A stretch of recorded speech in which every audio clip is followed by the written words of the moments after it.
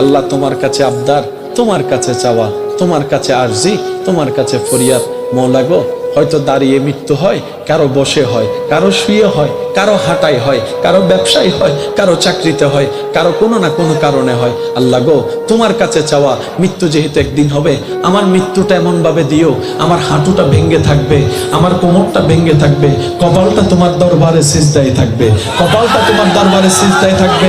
মওলা গো, আমার জবান থেকে সুবহান রাব্বিয়াল আলা বলে তোমার প্রশংসা বের হতে থাকবে। আমি নামাজের জগতে হারিয়ে যাব, তোমার কুদরতি কদমে সিজদায় লুটে পড়া অবস্থায় আমার জানটা যদি বের হয়ে যায়, আমার এই জান যাওয়াটাও আমার জন্য নিয়ামত হয়ে যাবে। সুবহানাল্লাহ। উনারা হচ্ছে রহমতের কাছে,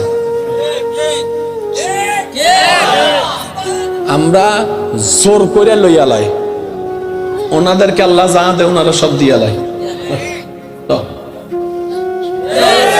আমরা আপনকেও ক্ষমা করি না, ওনারা দুশ্মনকেও মাফ করে দেয়।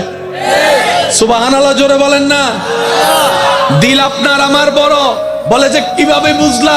কই আত্মীয়রা যে খাওয়া খাওয়াইছে, বন্ধুরা খাওয়াইছে।